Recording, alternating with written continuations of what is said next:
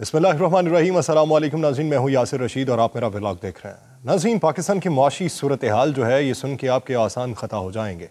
पाकिस्तान के अंदर मुआशी बदहाली जो है वो रोज़ बरोज़ बढ़ती जा रही है और होशरुबा रिपोर्ट्स मंजर आम पे आ रही हैं, जिसको सोच के ये लगता है कि पाकिस्तान में बेहतरी का कोई इम्कान भी दिखाई नहीं दे रहा। हमें ये मुनासिब नहीं लगता कि रोज़ाना की बुनियाद के ऊपर अपने व्लॉग्स के अंदर या प्रोग्राम्स के अंदर इस बात का तज़किरा करें कि पाकिस्तान के अंदर इस किस्म का बहरान जन्म ले रहा है। हमें हर रोज़ ये अच्छा नहीं लगता कि हम अपने नाज़रीन को सिर्फ यही बताते रहें कि पाकिस्तान मुश्किलात का शिकार हो चुका है। हमें ये अच्छा नहीं लगता कि हम रोज़ाना की बुनियाद पर बैठ के ये बताएं कि अगले 2 से 4 माह या 1 साल के अंदर भी पाकिस्तान में कोई हौसला अफजा खबर मंजर आम पे नहीं आएगी। लेकिन क्या कीजिए कि हालात ही ऐसे हैं और बताना पड़ता है, बावर करवाना पड़ता है ताकि आवाम को आगे ही हासिल हो कि पाकिस्तान में इस वक्त स्ट्रक्चर क्या है, पाकिस्तान को कौन सी मुश्किलात दरपेश हैं और आने वाले दिनों के अंदर आपको किन मुश्किलात का सामना करना पड़ सकता है। आप ये देखिए कि पाकिस्तान के अंदर गुज़श्ता साल जो गाड़ियों की खरीदो फरोख्त थी उसमें होशरुबा इजाफा हुआ था। मैन्युफैक्चरिंग बहुत तेज़ हो चुकी थी, प्रोडक्शन हाउसेस बहुत ज़्यादा खुल रहे थे और बैनुल अक़वामी जो गाड़ियों की कंपनीज थीं वो पाकिस्तान के अंदर असेंबलिंग करना चाहती थीं, अपने यूनिट्स लगाना चाहती थीं। लेकिन फिर क्या हुआ कि रवां साल के दौरान ही टोयोटा ने पाकिस्तान के अंदर अपनी प्रोडक्शन को बंद कर दिया और आज की खबर यह है कि पाक सुजुकी ने भी पाकिस्तान के अंदर प्रोडक्शन को बंद करने का फैसला कर लिया है। ये आप देखिए कि एक साल पहले पाकिस्तान में होशरुबा इजाफा हो रहा है खरीद के अंदर और 1 साल के अंदर ही वो कंपनी प्रोडक्शन यूनिट बंद करने का फैसला कर ले तो देखिए कि पाकिस्तान किस तेजी से तनज़्ज़ुली की जानिब गामज़न है। उसके बाद 3 दिन के बाद टेक्सटाइल मिल्स भी बंद करने का फैसला कर लिया गया एप्टमा की जानिब से। मैंने अपने कल के व्लॉग में भी यह बात की थी कि all Pakistan textile mill association ने हुकूमत वक्त से मुतालबा किया है कि अगर आप कोई रिलीफ नहीं दे सकते, अगर आप इसी तरह मुआशी बम गिराना चाहते हैं, अगर आप इसी तरह टैक्सेस लगाना चाहते हैं, अगर आप इसी तरह तवानाई की जो कीमतें हैं उसको बढ़ाना चाहते हैं तो फिर हमारे लिए ये मुश्किल हो जाएगा। पहले उन्होंने अपने मुख्तलिफ यूनिट्स बंद किए और अब की बार उन्होंने फैसला कर लिया कि कुली तौर के ऊपर अपने तमाम सेक्टर को बंद कर दिया जाए। उन्होंने धमकी दी है और 30 तारीख को उन्होंने मुल्क भर में बड़ी और छोटी तमाम टेक्सटाइल जो मिल्स हैं उसको बंद करने का फैसला कर लिया है। उसके बाद आज किसानों के एहतजाज से भी लोग बखूबी वाकफियत रखते हैं, किसान सड़कों के ऊपर मौजूद हैं।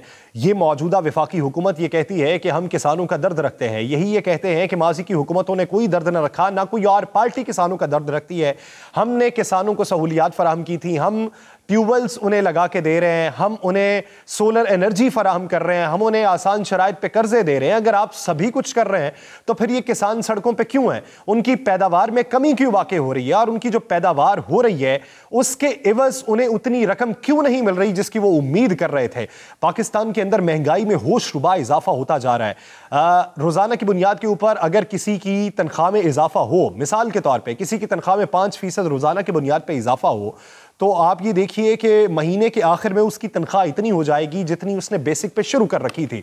लेकिन उस सब के बावजूद भी उसकी इस्तात जो है वो उसकी जेब से बाहर हो रही है। उसकी बुनियादी वजह पाकिस्तान के अंदर रोज़मर्रा की बुनियाद के ऊपर दरामदी ड्यूटीज़ का बढ़ जाना, पाकिस्तान के अंदर रोज़मर्रा की बुनियाद के ऊपर प्राइस कंट्रोल कमेटीज़ का फ़ाल ना होना, रोज़ाना की बुनियाद के ऊपर फ्लक्चुएशन बहुत ज़्यादा दिखाई देना, रोज़ाना की बुनियाद के ऊपर मंडी के रेट और दूसरी जानिब आपको मोहल्लों के रेट और दिखाई देते हैं।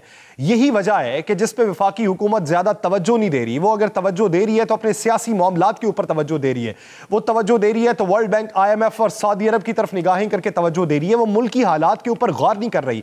वो ये नहीं देख रही कि मुल्क से बाहर जाने के लिए लोग कितने बेताब हो चुके हैं। पाकिस्तान में जो सबसे बड़ी आज की खबर है वो ये है कि 11 से 22 ग्रेड के तमाम सरकारी अफसरान के अलाउंसेस बंद करने का फैसला कर लिया गया है। बहुत से लोग माजी में ये कहते थे कि ये जो अफसरान हैं, सरकारी इदारों के जो लोग हैं, इनके अलाउंसेस बंद करने चाहिए, पाकिस्तान को कफ़ायत शारी इख्तियार करनी चाहिए। लेकिन यहाँ पे सवाल ये पैदा होता है कि क्या सिर्फ ब्यूरोक्रेसी के आप अलाउंसेस बंद करेंगे? सरकारी मसनदों पे बैठे हुए लोग जो पब्लिक ऑफिस होल्डर्स हैं, जो मुंतखब होके आते हैं, क्या उनके अलाउंसेस कम हुए हैं? एक तरफ शाह खर्चियाँ जारी हैं और दूसरी तरफ आप कदगन लगा रहे हैं। ठीक है, अगर कोई ज़्यादा कमाता है और कम कमाई में भी उसका गुजारा हो सकता है तो आपको कफ़ायत शारी की पॉलिसी पे गामज़न होना चाहिए। लेकिन यहाँ पे सबसे होशरुबा खबर यह है کہ ایڈ ہاکزم کے اوپر جتنے بھی کانٹریکٹ ملازمین رکھے گئے تھے ان کو بھی فارغ کرنے کا فیصلہ کر لیا گیا. یہ ایک سمپل سی ایک آپ کو سرخی ضرور لگتی ہوگی کہ ایک عام سی خبر ہے کہ جو ایڈ ہاکزم میں ملازمین رکھے گئے تھے, جو کانٹریکٹ ملازمین ہیں, ان کو فارغ کرنے کا فیصلہ کر لیا گیا. بہت سے بڑے اداروں کے اندر کانٹریکٹ پہ ملازمین رکھے جاتے ہیں, کوئی 1 سال کے لیے, کوئی 2 سال کے لیے. ہر سال بعد ان کا جو کانٹریکٹ ہے اس میں توسیع کر دی جاتی ہے, اور کچھ لوگ جو ہے 20 سالوں سے ایڈ ہاکزم پر ہی کام کر رہے ہیں. وہ مختلف احتجاج بھی کرتے رہے, لیکن تب حکومت یہ کہتی تھی کہ آپ 20 سال سے کام کر رہے ہیں, آپ کو کیا خطرہ ہے, مستقل بنیادوں کے اوپر الاؤنسز بڑھانے پڑ جائیں گے, اس لیے ہم نے آپ کو ایڈ ہاکزم پہ یعنی کانٹریکٹ پہ رکھا ہوا ہے, ہم الاؤنسز آپ کو زیادہ نہیں دے سکتے, آپ کو کام کر لینا چاہیے. اب انہی کے اوپر خطرے کی تلوار لٹکنا شروع ہو چکی ہے. یہ لاکھوں افراد ہے پاکستان کے اندر, مختلف اداروں میں, مختلف سیکٹرز میں, ہیلتھ کے سیکٹرز میں بہت زیادہ لوگ موجود ہیں, ایجوکیشن سیکٹرز میں بہت زیادہ لوگ موجود ہیں, ویسٹ مینجمنٹ میں بہت زیادہ لوگ موجود ہیں, آئی ٹی سیکٹر میں بہت زیادہ لوگ موجود ہیں, ایون ہمارے پولیس کے شعبے میں بہت زیادہ لوگ موجود ہیں, اور بہت سی ایسی کمپنیز جن کی خدمات لی جاتی ہیں کانٹریکٹ کے اوپر, وہ تمام کے تمام اگر کانٹریکٹ ختم کر دیے جائیں گے تو پاکستان کا آئندہ معاشی منظرنامہ کیا ہوگا.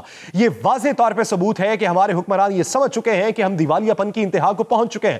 اب وہ ڈکلیئر نہ کریں, وہ زبانی نہ بتائیں, لیکن ان کے اعمال ضرور بتا رہے ہیں, پاکستان کے اس وقت حالات ضرور بتا رہے ہیں کہ ہمارے اوپر کون سی مشکل درپیش آنے والی ہے. بہت سے بڑے سیکٹر جو ہیں وہ سکڑ جائیں گے. اگر وہ سکڑ گئے تو ان سے کتنے لوگوں کے روزگار وابستہ ہیں, ان کا مستقبل کیا ہوگا, اس کا جواب کسی کے پاس موجود نہیں ہے. یہ حکومت 1 سے 2 سال تو مانگتی ہے, لیکن یہ حکومت یہ نہیں بتا سکتی کہ اس 1 سے 2 سال کے اندر کون سی ریفارمز کی جائیں گی, اس 1 سے 2 سال کے اندر بہتری کیا آئے گی.